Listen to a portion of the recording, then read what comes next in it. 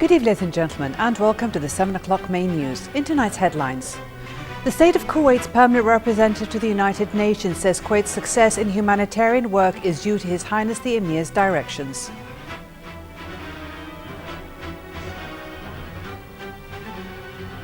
The Bahraini Deputy Prime Minister says His Highness the Emir being named an international humanitarian leader is well deserved for his relentless humanitarian efforts. NATO leaders approved plans to post troops in Eastern Europe who could quickly mobilize if an alliance country in the region were to come under attack. And the Ukrainian government and pro-Russian rebels meeting in Belarus sign a protocol to start a ceasefire.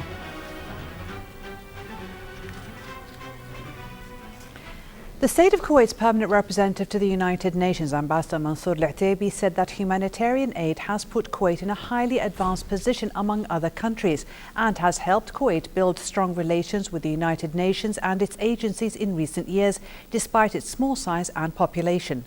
Al-Ataibi said that due to the directions of His Highness the Emir, Sheikh Sabah Al-Ahmed Al-Jaber Al-Sabah, Kuwait has been in the forefront in supporting humanity with complete independence and without any bias. He said Kuwait's volunteer contributions to other countries are mainly through UN agencies that have proved their effectiveness, such as the UN Development Programme, the UN High Commissioner for Refugees, UNICEF and the World Food Programme. Al-Ataibi noted that the UN Secretary-General will host a luncheon on September 9th to present His Highness the Emir a certificate of appreciation for his international humanitarian efforts. The ambassador said this unprecedented and well-deserved honouring will be attended by a host of high-ranking UN officials, top officials from international humanitarian organisations and representatives from member states. Bahraini Deputy Prime Minister Sheikh Mohammed bin Mbarak Al Khalifa said today that naming His Highness the Emir, Sheikh Sabah Al-Ahmed Al-Jaber Al-Sabah, as an international humanitarian leader is well deserved for His Highness's efforts, initiatives and humanitarian work. During his meeting with the Ambassador of Kuwait to the Kingdom of Bahrain, Sheikh Azzam Mubarak Al-Sabah, Sheikh Mohammed stressed the importance of the efforts being made by His Highness the Emir, Sheikh Sabah Al-Ahmed, in promoting humanitarian work, which led to the UN naming Kuwait as an international humanitarian centre. For his part, Ambassador Sheikh Azzam Al-Sabah said also praised the role of His Highness the Emir and the long list of humanitarian initiatives and contributions that reach out to millions of people. After nearly 2 months of continuous Israeli aggression, the war ended, but the struggles of the wounded continue and the losses are the largest of their kind. Amidst such crisis, Kuwait's humanitarian aid continues to ease the suffering of the Palestinians. More with Majd Al-Wahedi from Gaza. Despite the ceasefire, Gaza's death toll keeps rising, as tens of those who suffered injuries after Israeli forces have targeted their homes have lost their lives. And for doctor and human rights activists, there is conclusive evidence that Israel used internationally banned weapons against civilians. The Israeli occupation used illegal weapons during its military aggression in Gaza. The hospital is still struggling to cope with the numbers of wounded people. During the past 5 weeks, we were working around the clock only to save the lives of the tens of thousands we were receiving. Most of them were civilians. Hospitals, ambulances and primary care centers were also a target for Israel, as tens of them were completely destroyed, leaving the health sector in a severe crisis. But amid these mounting health losses, Kuwaiti humanitarian aid arrives at the right time.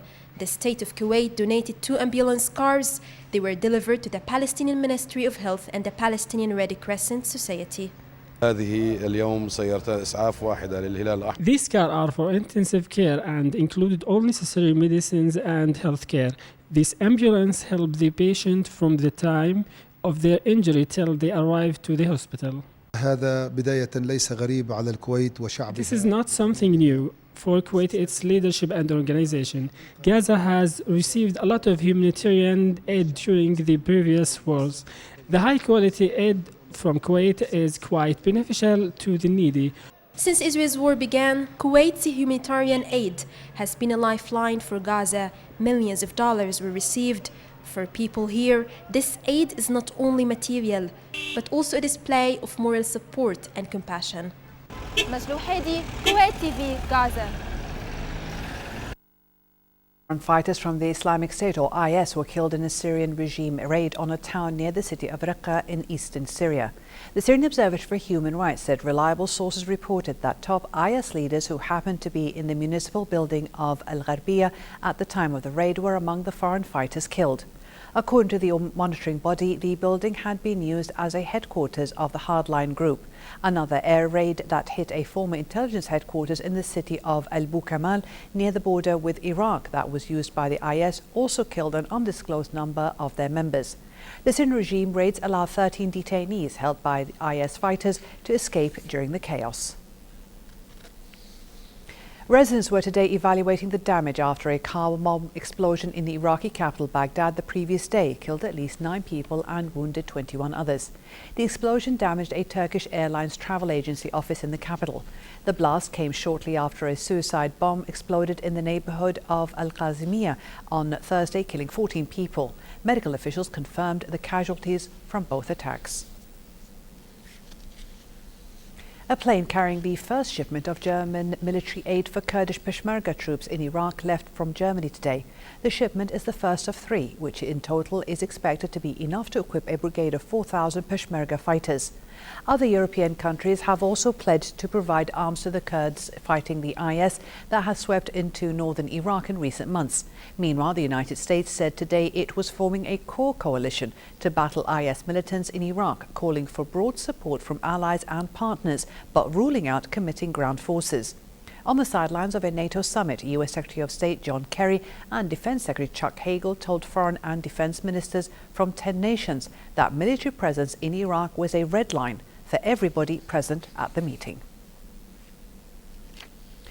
NATO leaders approved plans today to post several thousand troops in Eastern Europe who could quickly mobilize if an alliance country in the region were to come under attack. NATO Secretary General Anders Fogh Rasmussen said the new unit would send a clear message to potential aggressors. Fogh Rasmussen said NATO air patrol flights over the Baltic and other air, land and naval measures already in place will be extended indefinitely as part of a readiness package that also calls for upgraded intelligence sharing and more short-term military exercises.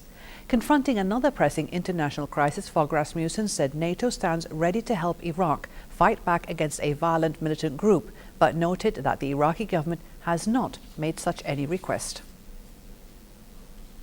NATO protects all allies at all times, and it sends a clear message to any potential aggressor. Should you even think of attacking one ally, you will be facing the whole alliance, and we will give them the support they need. Heavy shelling resounded on the outskirts of the Ukrainian port city of Mariupol today as Russian-backed separatists pressed their offensive in the strategically key southeast. This came just hours ahead of talks in Belarus that are widely hoped to bring a ceasefire.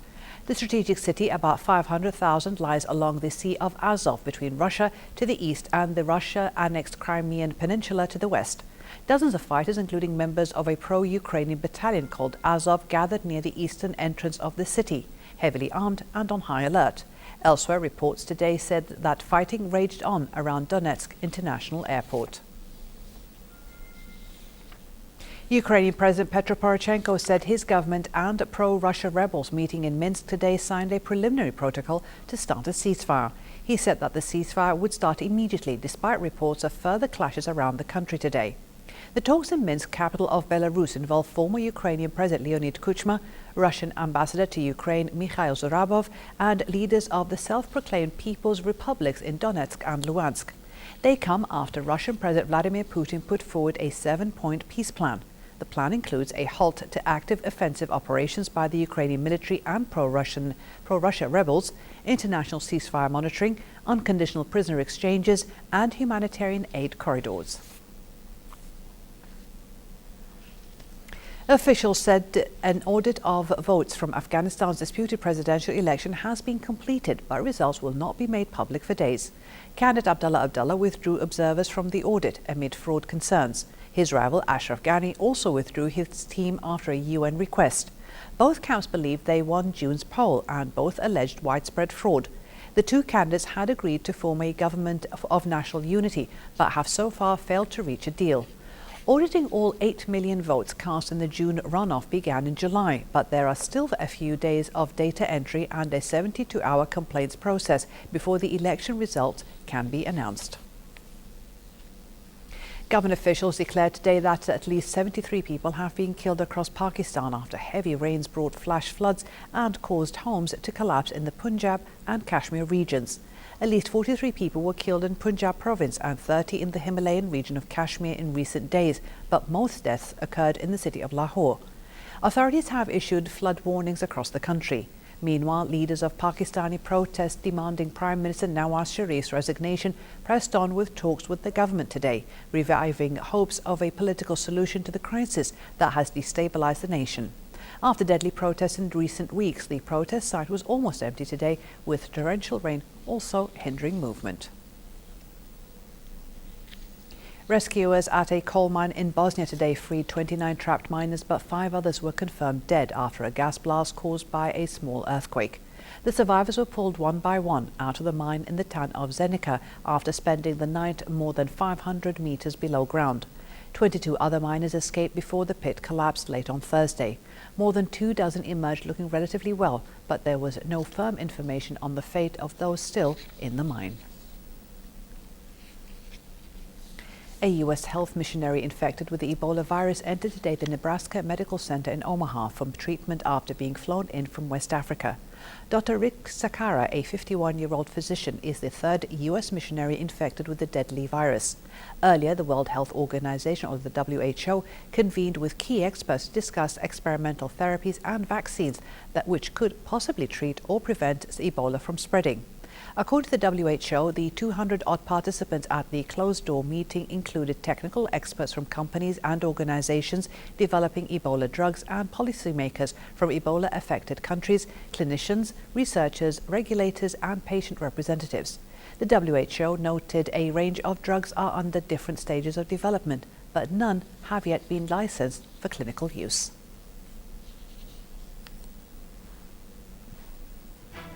For a chance to see our reports again, please visit our YouTube channel at MOI Kuwait News.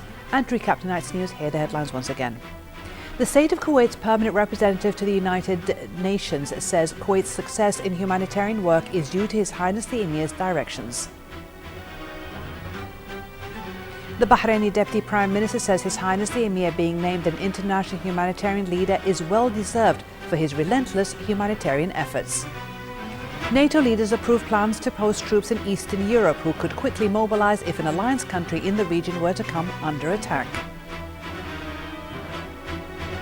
And the Ukrainian government and pro-Russian rebels meeting in Belarus sign a protocol to start a ceasefire. Thank you for joining us.